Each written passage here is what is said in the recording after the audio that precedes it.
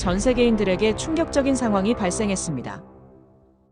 영국 국방부의 고위 관료가 아시아의 어느 작은 나라에 자신의 경력과 자존심을 걸고 조사를 나섰다가 충격적인 상황에 직면했다고 합니다.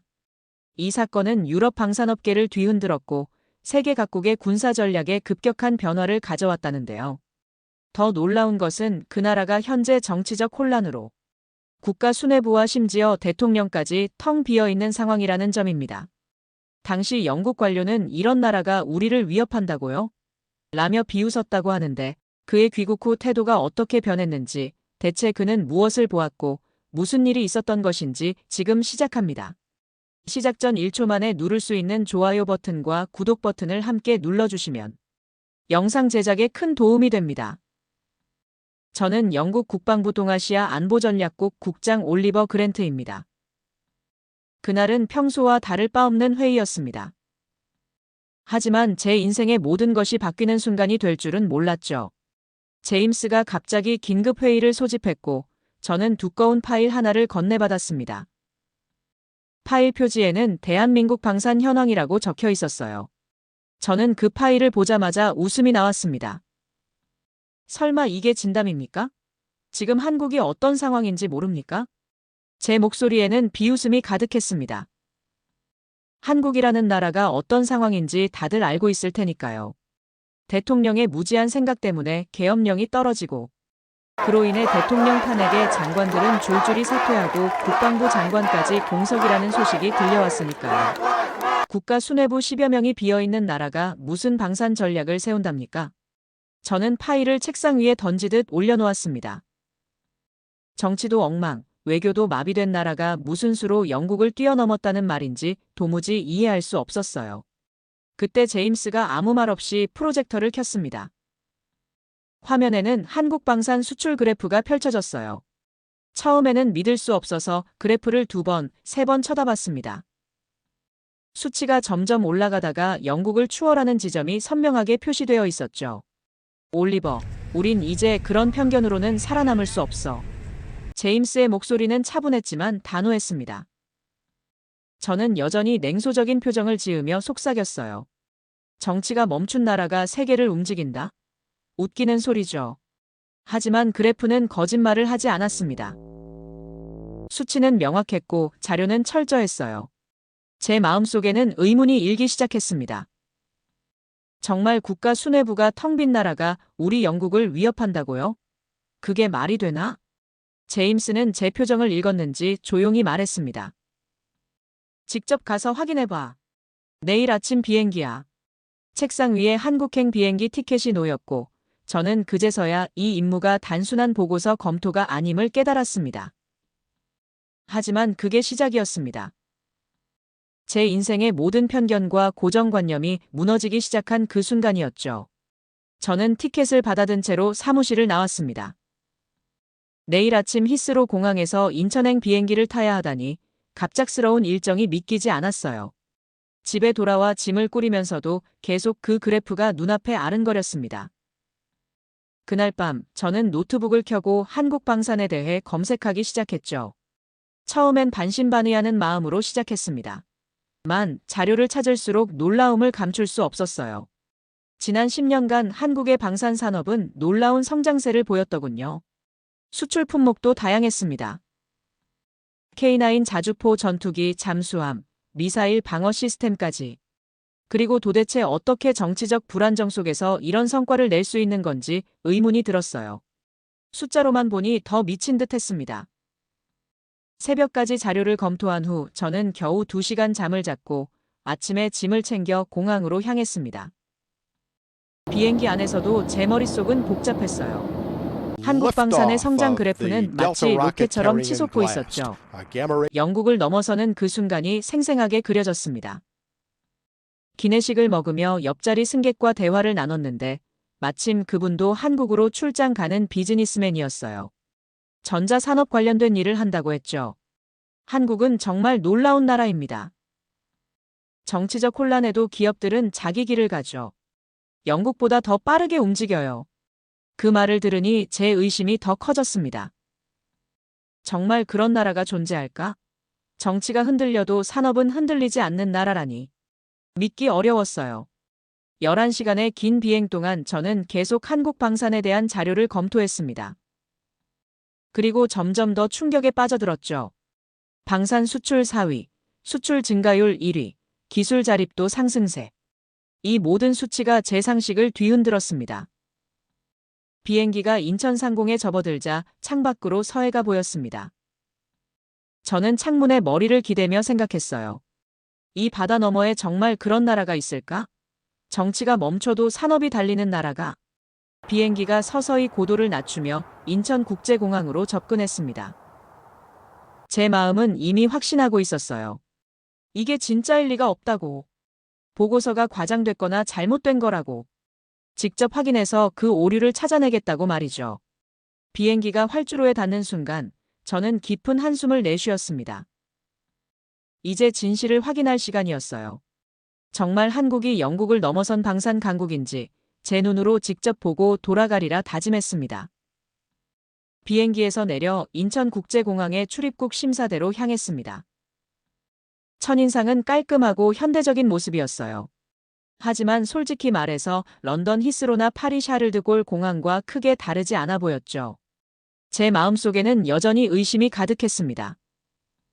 정말 이 나라가 방산 강국이라고요? 출입국 심사를 기다리며 줄을 서 있는데 갑자기 공항 분위기가 미묘하게 달라졌어요. 눈에 띄게 소란스럽진 않았지만 묘한 긴장감이 감돌았습니다.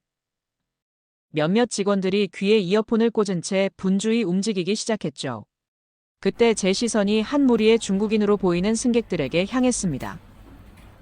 그들은 뭔가 수상한 행동을 하고 있었어요. 가방을 자연스럽게 바꿔치기 하고 서로 눈짓을 주고받는 모습이 보였죠. 뭔가 이상했습니다.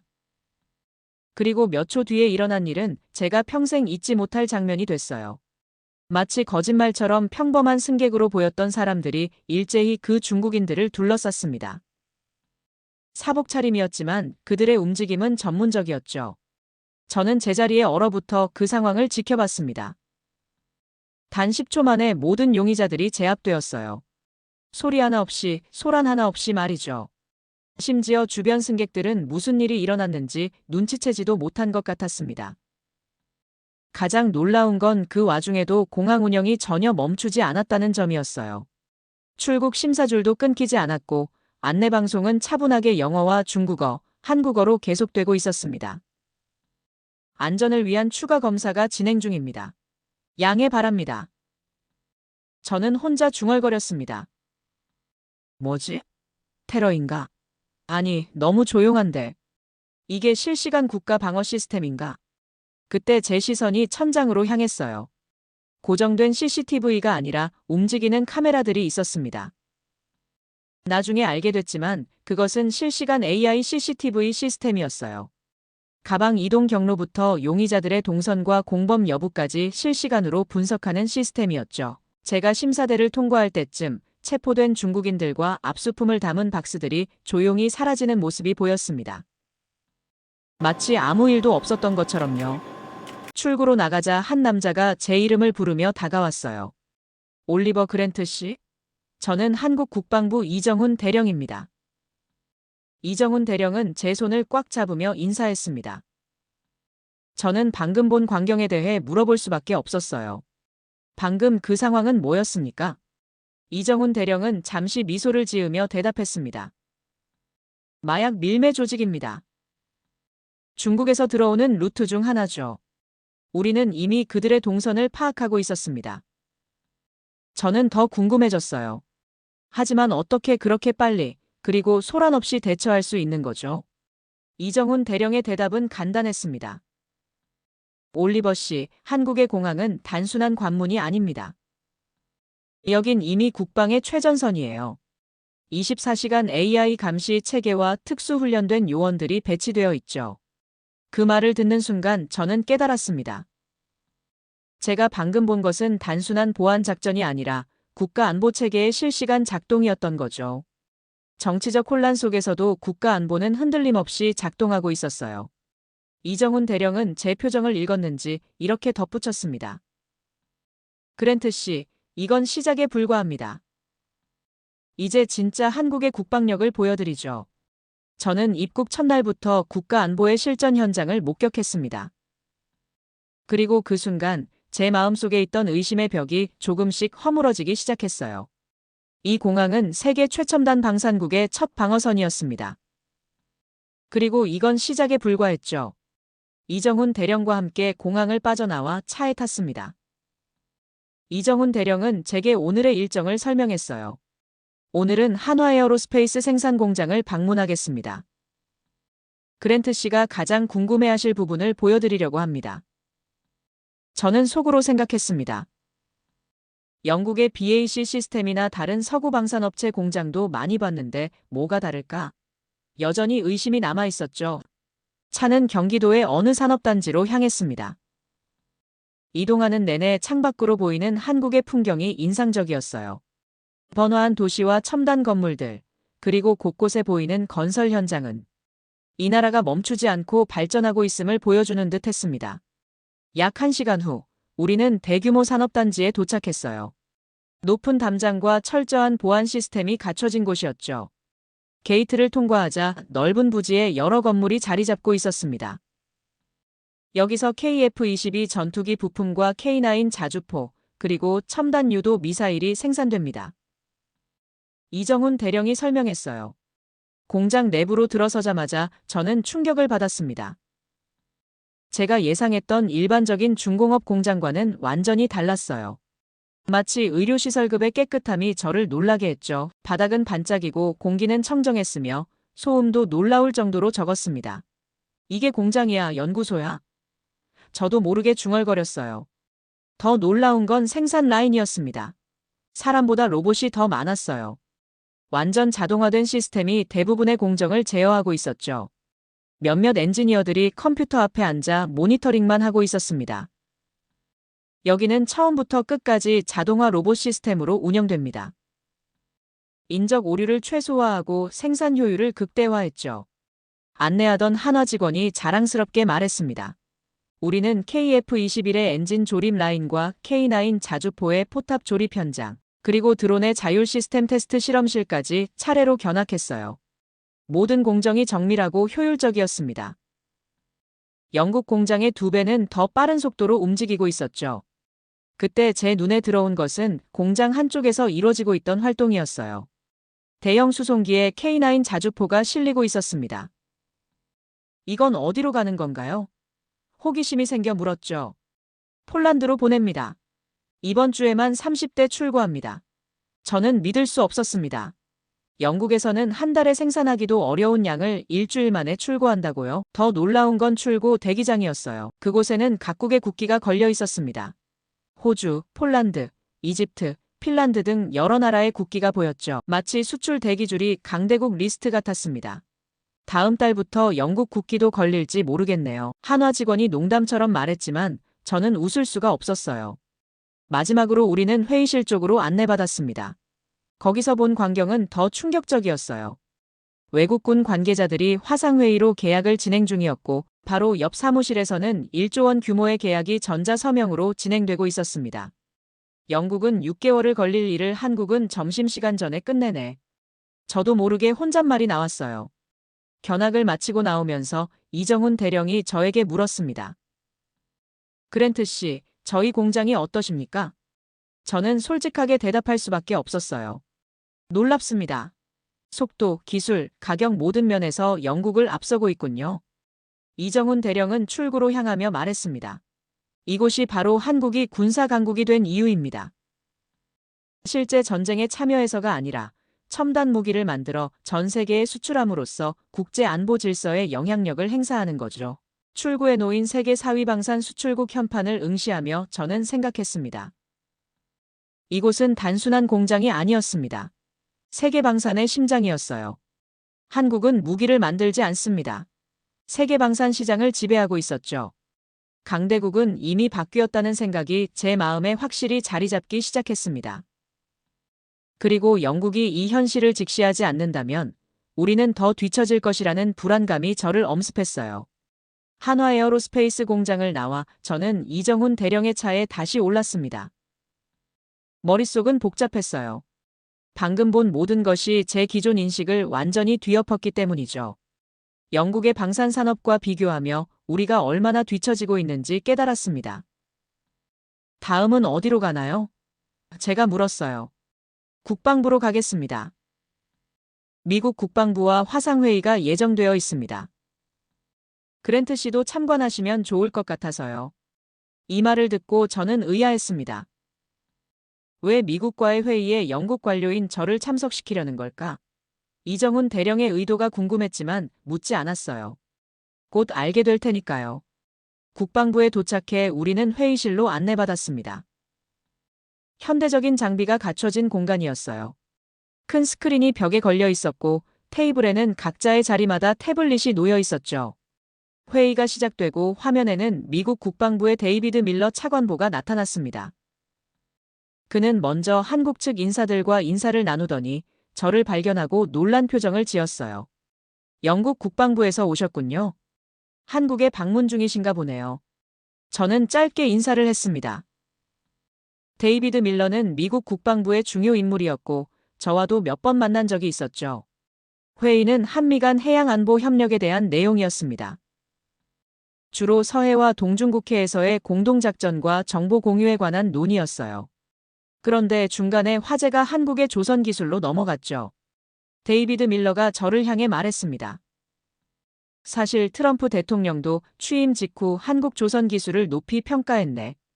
특히 수상함과 잠수함 건조 능력 말일세. 우리 해군 장성들 사이에서는 한국의 조선 기술이 없었다면 인도 태평양 전략을 이렇게 빠르게 추진하기 어려웠을 거라는 평가가 많아.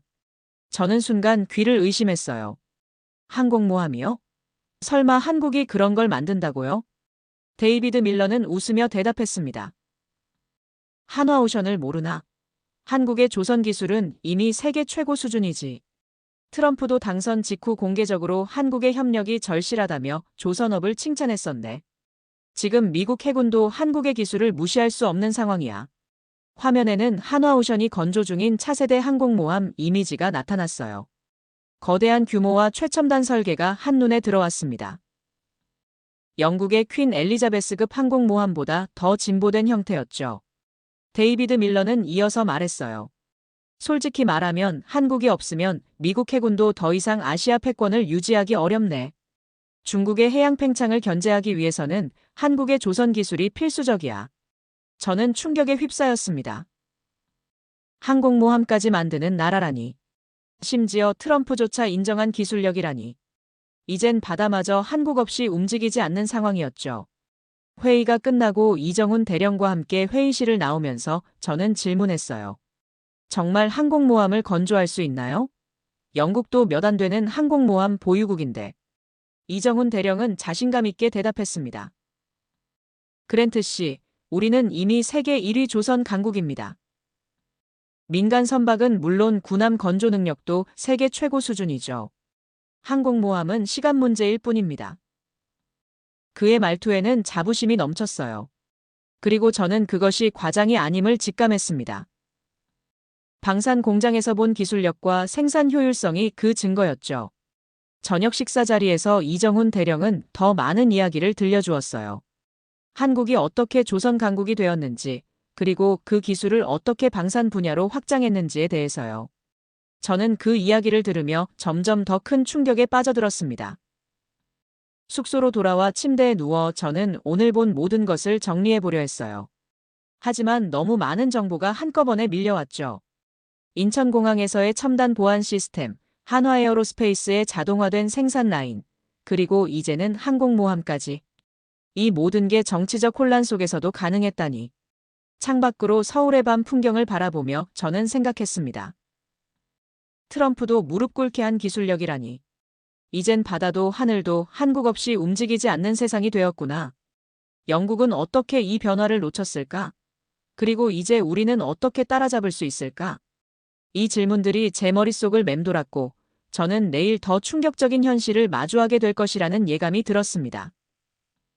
그날 밤 저는 잠을 이루지 못했습니다. 머릿속에서는 온갖 생각이 맴돌았어요. 한국의 방산 기술이 미국까지 인정받는 수준이라니. 이게 사실이라면 영국 국방부는 완전히 새로운 전략을 세워야 할지도 모르겠다는 생각이 들었습니다. 다음 날 아침, 이정훈 대령이 호텔로 저를 픽업했죠. 오늘의 일정은 국방연구원 방문이었습니다. 차 안에서 이정훈 대령에게 물었어요. 어제 본 것만으로도 충분히 놀라웠는데 오늘은 또 어떤 충격을 주실 건가요? 이정훈 대령은 미소를 지으며 대답했습니다. 오늘은 한국이 어떻게 세계 방산 수출 4위국이 되었는지 그 비밀을 보여드리겠습니다. 국방연구원은 서울 외곽에 위치한 현대적인 건물이었어요. 외관만 봐도 첨단 연구시설임을 알 수 있었죠. 우리는 보안 절차를 거쳐 건물 안으로 들어갔습니다. 메인 브리핑룸에 도착하자 여러 명의 연구원들이 우리를 기다리고 있었어요. 박민준 박사라는 분이 저를 맞이했습니다. 그는 방산 수출 전략 부서의 책임자라고 했어요. 그랜트 씨, 오늘은 한국 방산 수출의 성공 비결에 대해 설명드리겠습니다. 박민준 박사는 프레젠테이션을 시작했습니다. 첫 슬라이드에는 한국 방산 수출액의 연도별 증가 그래프가 있었어요. 2015년부터 급격히 상승하기 시작해 이제는 세계 4위에 올랐다는 내용이었죠. 우리가 영국을 넘어선 건 단순한 우연이 아니었습니다. 저는 슬라이드를 보며 속으로 인정할 수밖에 없었어요. 이건 계획적이고 체계적인 성장이었습니다. 박민준 박사는 계속 설명했습니다. 한국 방산 수출의 성공 비결은 세 가지였어요. 첫째, 민간 기술과 군사 기술의 융합. 둘째, 스타트업과 대기업의 협업 시스템. 셋째, 맞춤형 수출 전략이었죠. 특히 흥미로웠던 것은 스타트업과 대기업의 협업 시스템이었습니다. 대기업이 플랫폼을 제공하고 스타트업이 첨단 기술을 개발하는 방식이었어요. 이런 방식으로 드론, AI, 레이더 기술 등에서 빠른 혁신을 이룰 수 있었다고 합니다. 우리의 강점은 속도입니다. 서구권 방산업체들이 새로운 무기 체계를 개발하는데 10년이 걸린다면 우리는 5년 안에 완성합니다. 박민준 박사의 말에 저는 고개를 끄덕였어요. 어제 본 한화공장에서의 생산 속도가 떠올랐죠. 그 다음 우리는 실제 연구실을 돌아보았습니다. 첨단 드론 시스템, 인공지능 기반 전장 관리 시스템, 양자 암호화 통신망까지 모든 것이 이미 실용화 단계였어요. 한 연구실에서는 폴란드군 장교들이 한국 엔지니어들과 함께 시스템을 테스트하고 있었습니다.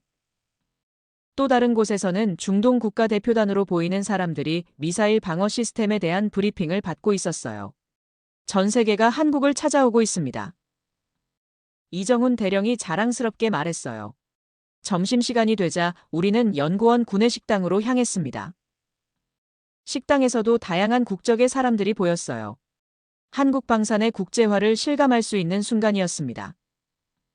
식사 중에 박민준 박사가 저에게 질문했어요. 그랜트 씨, 영국은 우리의 빠른 성장을 어떻게 보고 있습니까? 솔직히 답할 수밖에 없었죠. 사실 많은 사람들이 아직 인식하지 못하고 있습니다. 제가 그래서 여기 온 거고요. 박민준 박사는 웃으며 고개를 끄덕였어요. 미국도 처음에는 우리를 과소평가했습니다. 하지만 지금은 가장 중요한 파트너가 되었죠. 오후에는 방산 수출 전략 회의에 참관할 기회가 있었습니다. 그들은 유럽, 중동, 동남아시아 등 지역별로 맞춤형 전략을 세우고 있었어요. 심지어 영국 시장 진출 전략까지 논의하고 있었죠. 이건 정말 충격적이었습니다.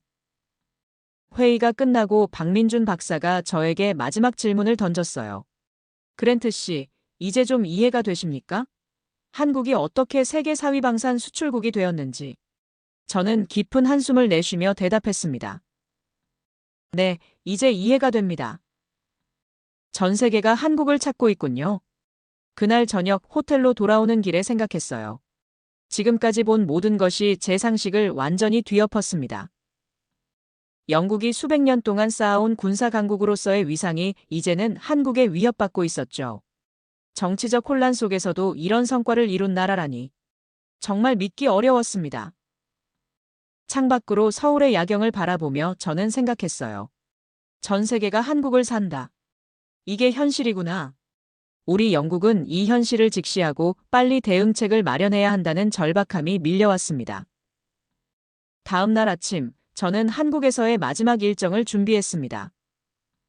이정훈 대령이 전화로 알려주길, 오늘은 특별한 곳을 방문할 예정이라고 했죠.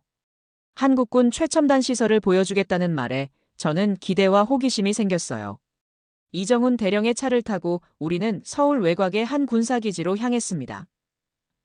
일반적인 군사시설과는 다른 분위기였어요. 외부에서 봤을 때는 평범한 건물처럼 보였지만 내부는 완전히 달랐죠. 여기는 미래전력사령부입니다. 한국군의 미래 전쟁 대비 시설이죠. 입구를 지나 첫 번째 시설에 들어서자 저는 눈을 의심했습니다. 수백 대의 소형 드론이 완벽한 군집을 이루며 시뮬레이션 훈련을 하고 있었어요. 마치 한 생명체처럼 움직이는 드론 군집이었죠. 이것은 군집 드론 시스템입니다. 하나의 AI가 수백 대를 동시에 통제해요. 이미 실전 배치 단계에 있습니다. 다음으로 본 것은 자율 전투 로봇이었어요. 인간 조작 없이 자체 판단으로 임무를 수행하는 로봇들이 훈련 중이었습니다. 영국에서는 아직 연구 단계인 기술이 여기서는 이미 실전 배치 준비가 끝나 있었죠. 더 놀라운 건 양자 암호 통신 시스템이었습니다. 해킹이 불가능한 암호화 기술로 한국군 전체가 이 시스템으로 연결되어 있다고 했어요. 우주 감시 시스템도 보여주었는데 한국이 자체 개발한 위성으로 북한은 물론 주변국의 모든 움직임을 실시간으로 감시하고 있었습니다. 이 나라 10년은 앞서 있구나. 저도 모르게 중얼거렸어요. 이정훈 대령이 말했습니다. 영국은 아직 재래식 전력에 많은 투자를 하고 있죠.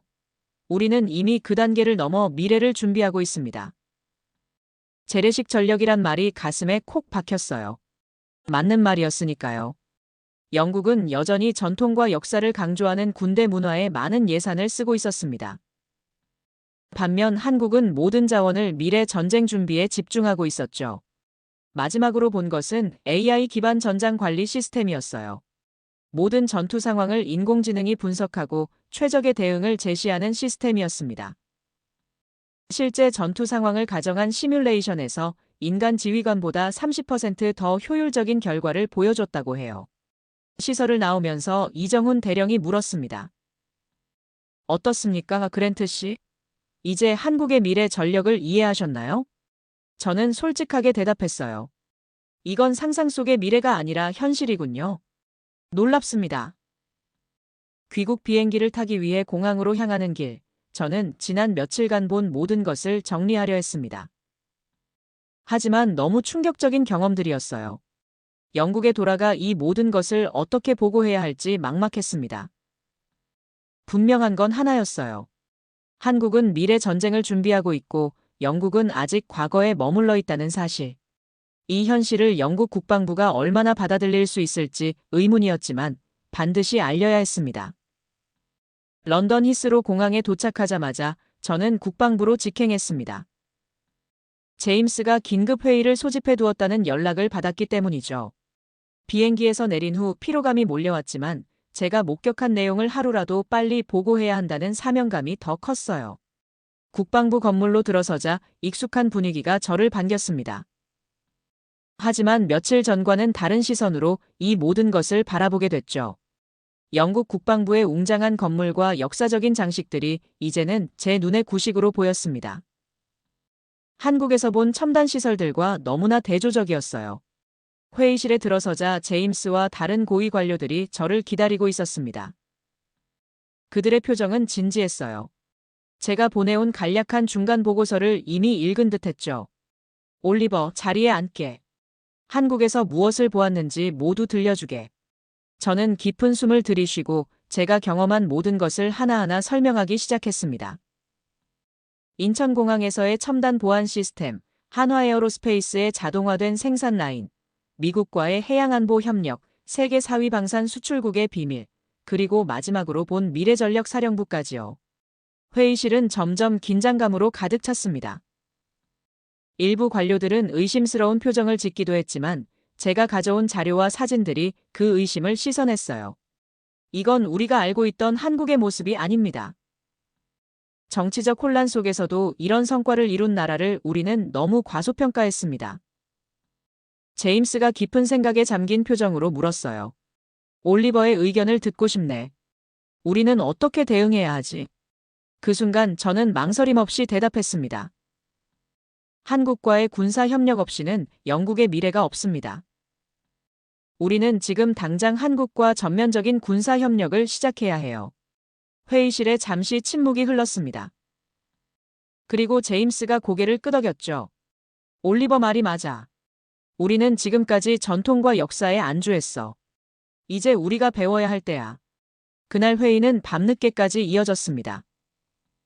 한국과의 군사 협력 방안, 기술 도입 계획, 공동 개발 프로젝트 등 다양한 아이디어가 오갔어요. 모두가 변화의 필요성을 느끼고 있었죠. 일주일 후, 영국 국방부는 공식적으로 한국과의 전면적 군사 협력을 발표했습니다. 그리고 저는 그 프로젝트의 총괄 책임자로 임명됐어요. 제가 한국을 직접 경험했기 때문에 적임자라고 판단한 겁니다. 첫 번째 프로젝트는 한국의 K9 자주포 기술을 도입하는 것이었어요. 두 번째는 AI 기반 전장 관리 시스템 공동 개발이었죠. 세 번째는 양자 암호 통신 기술 협력이었습니다. 모두 한국이 앞서 있는 분야였어요. 저는 이제 정기적으로 한국을 방문하게 됐습니다. 한국 방산 업체들과 협력하고 기술 이전을 논의하고 공동 프로젝트를 진행하기 위해서였죠. 매번 방문할 때마다 새로운 기술과 시스템에 놀라곤 했어요. 한국은 멈추지 않고 계속 발전하고 있었습니다.